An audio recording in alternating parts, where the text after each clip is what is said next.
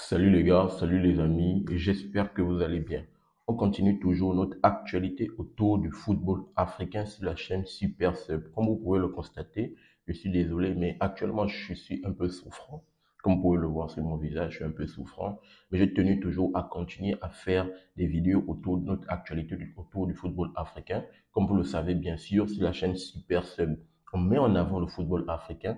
On met en avant les joueurs qui évoluent sur le football africain, mais également les joueurs qui évoluent sur le plan international. Donc, les gars, pour toutes les personnes qui sont amoureux du football africain, je vous invite à faire trois choses, à vous abonner, partager massivement les vidéos et activer la cloche de notification pour ne manquer aucune de mes sorties. Sans plus tarder, on va se diriger du côté de la Guinée et la Guinée-Conakry pour s'intéresser à cette actualité qui est en train de brûler cette équipe du Sili national. On va commencer le titre, toujours sur notre site Afrique Foot, c'est la Guinée sans le sélectionnel Michel Bussier en juin. Donc c'est le point d'interrogation. On va comprendre pourquoi. On va rentrer directement dans le vif du sujet. Une nouvelle inattendue vient d'assombrir l'avenir de la Guinée qui pourrait se retrouver sans son sélectionnel national lors du prochain rassemblement pour des raisons encore floues. Donc, on va essayer de comprendre. Comme je l'ai dit tantôt, malheureusement, cette équipe du Sili national, eux qui avaient franchi ce plafond de verre pendant la dernière campagne, pendant la dernière Coupe du Monde, pendant la dernière CAN du côté de la Côte d'Ivoire, eux qui n'avaient pas encore franchi le palier des quarts de finale, eux qui n'avaient pas encore atteint le palier des quarts de finale, ils ont pu le faire avec Kaba Diarra. Ils ont franchi ce palier du huitième de finale, ils sont arrivés au niveau des quarts de finale. Malheureusement, ils se sont fait éliminer face à cette belle équipe des Léopards de la République démocratique du Congo. Bon, maintenant, ils ont joué les éliminatoires. Kaba Diarra a été remercié. La direction de la fédération a fait complètement, il y a eu beaucoup d'ingérence. Michel Lussier, qui est revenu, parce qu'il était l'ancien entraîneur, il est revenu, il a repris les rênes, et on peut constater que malheureusement, ils n'ont pas pu décrocher ce ticket de qualification pour aller jouer une fois de plus, pour se qualifier. Ils ne font pas partie des équipes qui vont se qualifier pour la CAN du côté du Maroc. La Guinée n'est pas qualifiée pour la CAN du côté du Maroc. Et là, on apprend encore ce problème-là, mais on va essayer de rentrer dans le vif du sujet pour essayer de comprendre très rapidement ce que ça donne. Qu'est-ce qu'on nous dit? C'est une surprise. Le Sili national pourrait devoir composer sa prochaine liste sans son sélectionnel Michel Bussier lors de la trêve internationale en juin 2025. La Guinée disputera deux matchs amicaux face au Bénin et la Tunisie, probablement en terrain neutre au Maroc, mais le technicien français de 65 ans ne devrait pas être présent sur le banc. Selon les informations de la Guinée Foot, une situation floue moins d'un an après son retour qui relance les interrogations autour de son avenir. Ah bon? Nommé pour la troisième fois à la tête de la sélection en septembre 2024, Michel Bussier était revenu avec pour mission de relancer le sélectionneur national dans les éliminatoires de la Coupe du Monde 2026 et dans les qualifications pour la CAN 2025. Comme je l'ai dit tantôt, malheureusement pour la CAN, ça ne s'est pas fait.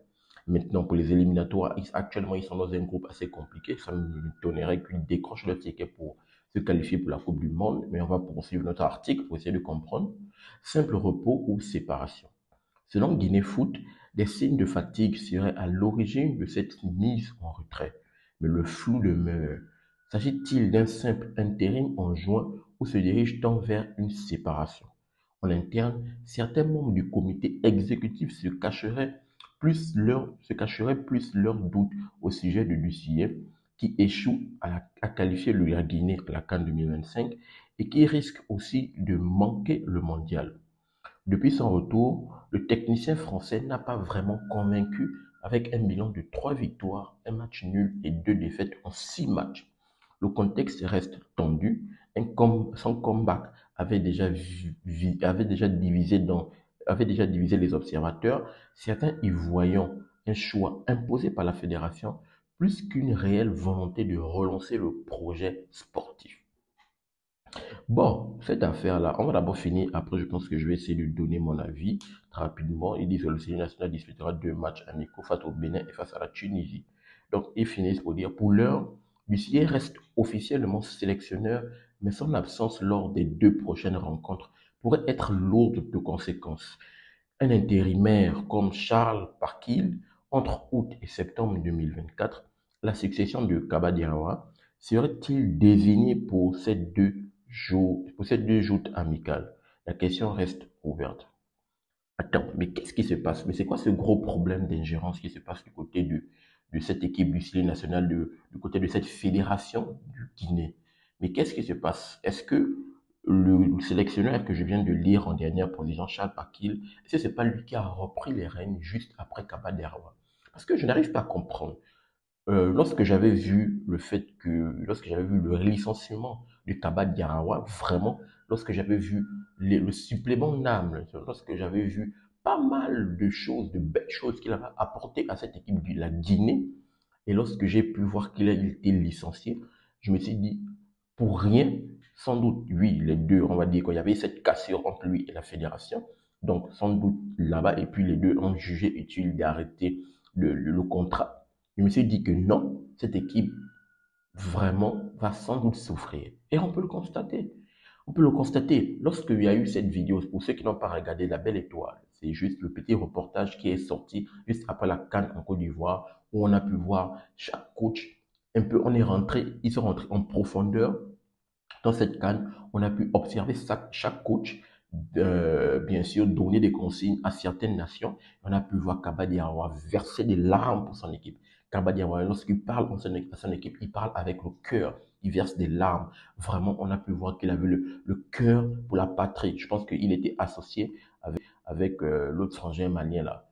Donc, vraiment, je n'arrive pas à comprendre qu'ils ont pu licencier ce gars. Ils sont en train d'aller de problème en problème. Les gars n'arrivent même pas à se qualifier pour la CAN au Maroc. Ok, vous avez appelé Michel Lissier, comme on a pu le lire dans l'article, il est revenu pour la troisième fois de suite. Il avait pour ambition de refaire monter cette équipe, de décrocher le ticket de qualification pour la CAN au Maroc. Ça n'a pas pu se faire.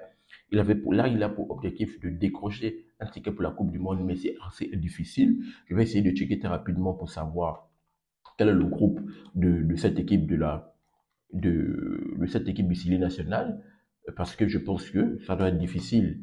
Ça doit être difficile de décrocher un ticket de qualification pour la Coupe du Monde.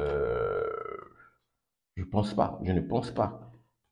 Vous allez demander à un coach qui est en train de revenir. Actuellement, vous êtes dans des problèmes assez compliqués. On va essayer de checker très rapidement le la Guinée est dans quelle police à quel niveau? La Guinée, non, c'est pas dans le groupe A, dans le groupe B, non, dans le groupe C, non, dans le groupe D, non, dans le groupe E, non, dans le groupe E, ils sont dans le groupe G avec l'Algérie. Bon, ils sont quoi? C'est cinquième, avant-dernier, avec 7 points. Un bilan de 2 victoires, un match nul, 3 défaites. Mais mon frère, vous êtes dans le groupe de l'Algérie et le Mozambique, ils sont en train de battre, ils sont en train de chercher à vouloir décrocher leur ticket de qualification. On a pu voir que c'est l'Algérie qui domine complètement son groupe, l'Algérie qui a pour ambition d'aller se qualifier pour la Coupe du Monde. Vous pensez réellement que la Guinée, je ne pense pas que la Guinée a déjà mis un pas, a déjà frôlé un pas en Coupe du Monde. Vous demandez à Michel Lussier de venir dans des circonstances assez, on va dire quoi, des circonstances assez difficiles, des circonstances où la fédération elle-même n'arrive pas à se trouver. Vous demandez à un coach de venir, de pouvoir permettre à une nation qui n'a jamais été au mondial de décrocher son ticket de qualification. C'est normal qu'au niveau des qualifs du mondial, on se retrouve à ce genre de situation. C'est bel et bien normal. Mais par contre, pour les qualifs Coupe du Monde, là, c'est impardonnable. Oui, vous ne pouvez pas sortir d'une CAN où vous avez franchi ce plafond de verre, vous êtes arrivé en quart de finale, et après, la CAN suivante, vous ne participez pas. C'est un problème. Et de surcroît, vous avez le meilleur buteur sur le continent.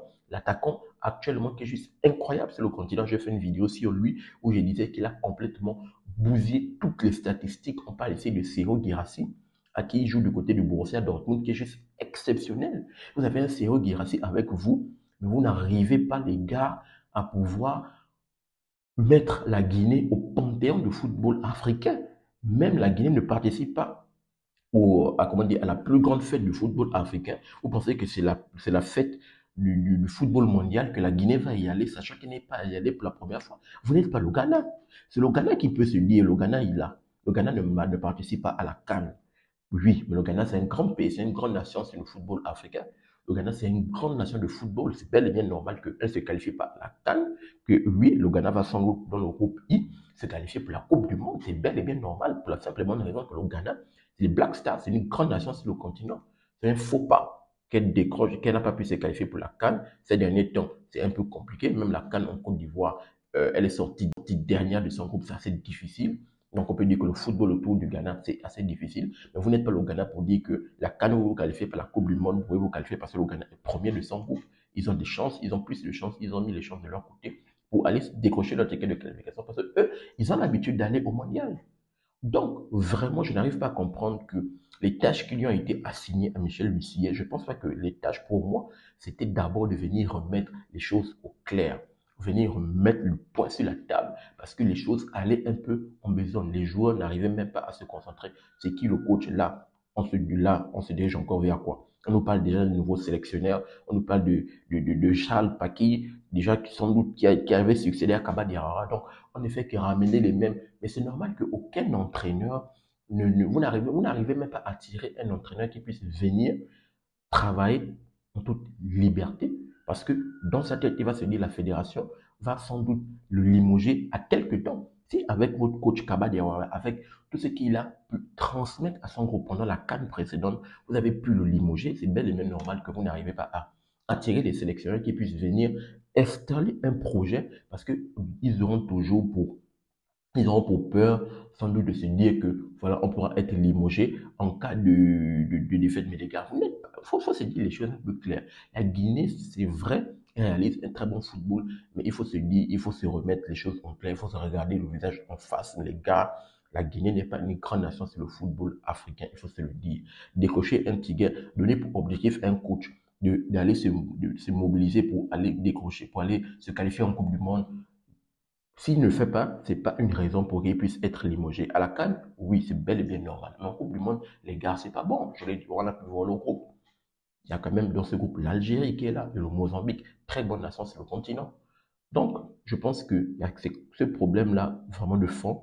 Ce problème, il est structurel au niveau de la structure, au niveau de la fédération, qui doit vraiment se positionner, qui doit se structurer entre elles et puis, bien sûr, elle doit prendre un coach qui doit travailler en fond. Kaba Diawara est parti, oui. Elle doit travailler en fond avec les joueurs. Les joueurs doivent savoir que c'est le coach. Un coach de au minimum 3 années. Vous laissez le coach 3 ans pour travailler. Maintenant, si après les 3 ans, les résultats ne suivent pas, oui, on peut essayer de changer le cycle. Mais si avec le coach, vous ne lui permettez pas d'instaurer quelque chose, je sais que avec les équipes nationales, c'est quand même assez difficile d'instaurer quelque chose parce qu'on a un peu de temps de jeu entre des saisons.